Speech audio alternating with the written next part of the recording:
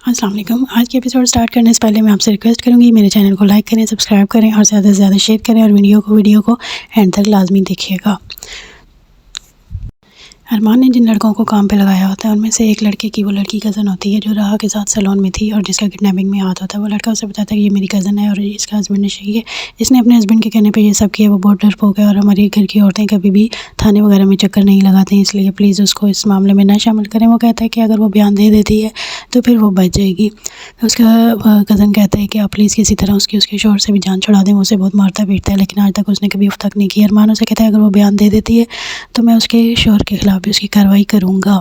इस पर अरमान का असिस्टेंट कहता है कि दोनों बयान अलग अलग होने चाहिए। किडनैपिंग में वो मुलविस थी और किसने किडनैपिंग की ये एक अलग बयान होना चाहिए और उसके शोहर के ख़िलाफ़ उसका बयान अलग होना चाहिए। वो लड़का कहता है ठीक है मैं दोनों बयान ले आऊँगा और ये कह के वो चले जाते हैं।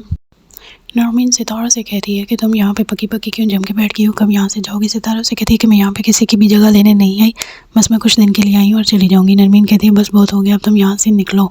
इस पर राह आ जाती है और कहती है ये मेरे बाप का घर है, आप नहीं निकाल सकती। तो नरमीन उसे बातें सुनाती है कि वही बाप जिसने तुम्हें देखने से भी इनकार कर दिया था, आज तुम उस बाप की गुन गा रही हो।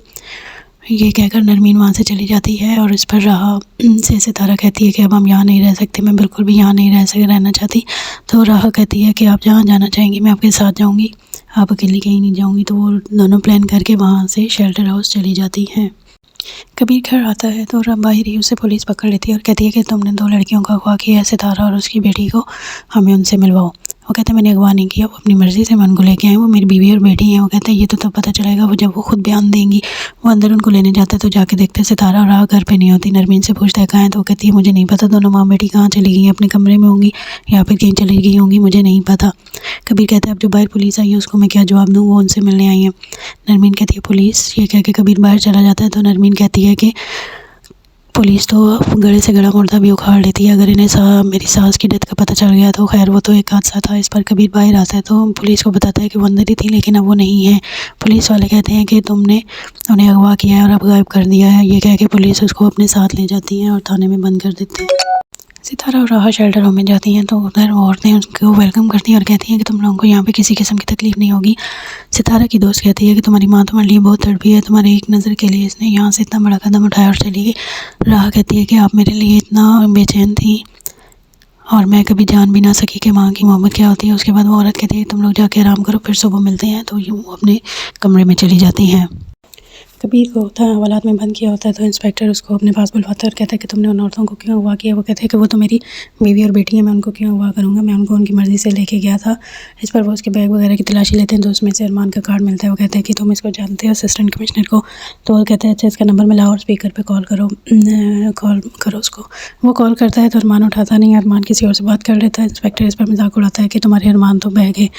दोबारा अरमान की कॉल बैक आती है तो कबीर बताता है कि इन्होंने मुझे पकड़ लिया है। तो इंस्पेक्टर से बात करता है अरमान और कहते हैं कि इनको पूरी इज्जत से मेरे कैबिन में ले गए और इंस्पेक्टर को कहते हैं कि बिना प्रूफ के जांच पड़ताल के आप किसी को भी अगवा नहीं अरेस्ट नहीं कर सकते, आपने कैसे अरेस्ट किया।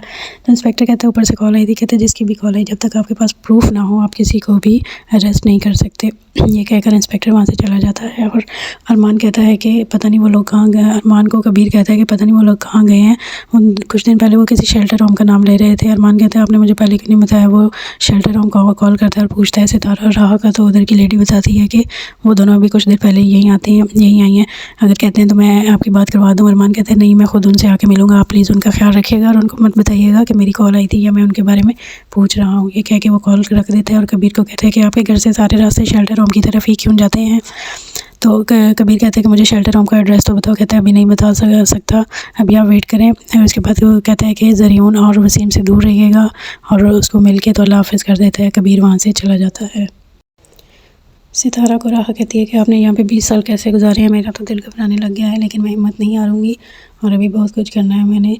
सितारा कहती है कि तुम्हें बाबा ने बहुत बाहिम्मत बनाया है और तुम्हारी बहुत अच्छी परवरिश की है। राह कहती है हाँ बिल्कुल, उन्होंने मुझे बहुत बहादुर बनाया है, इस पर आपको उनका शुक्रिया अदा करना चाहिए।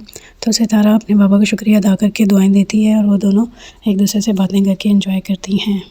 आसिया घर आती है और खालदा कहती है कि तुमने सारी सफाई कर दी है क्योंकि आदिल ने कल घर आ जाना है। तो यहाँ पे सितारा और राह की कोई चीज़ नज़र ना आए और कहती है जी मैंने सारी सफाई कर दी है। इस पर आसिया उसको पैसे देती है तो खालदा परेशान होती है कि हर बात पे मुझे पैसे क्यों दे रही हैं। और खालदा को जो फ़ाइल मिली होती है राह के नाम प्रॉपर्टी की वो उसको वहीं पर छुपा देती है और वहाँ से चली जाती है। अदील घर आ जाता है तो बतूल उसको खाना खिला रही होती है और कहती है बाबा परेशान नहीं हो, आप जल्दी ठीक हो जाएंगे, हम सब आपके साथ हैं। आसिया भी कहती है हाँ अदील देखो सब तुम्हारा कितना ख्याल कर रहे हैं। इतने में ज़रियून आता है, ज़रियून कहता है ये आपने अच्छा किया, इनको दादाजी के रूम में ले आई हैं। आसिया कहती है हाँ डॉक्टर ने बोला था जहाँ पे ये सुकून महसूस करें, तो मुझे लगा कि बाबा के रूम में ये ज़्यादा सुकून महसूस करेंगे। ज़रियून को ऊपर फाइल पड़ी नज़र आती है तो वो चुपके से वो उठा के ले जाता है। अदील ये सब कुछ देख रहा होता है लेकिन वो बोल नहीं पाता और ज़रियून कहता है कि मैं फिर बाद में आता हूँ और वो वहाँ से चला जाता है।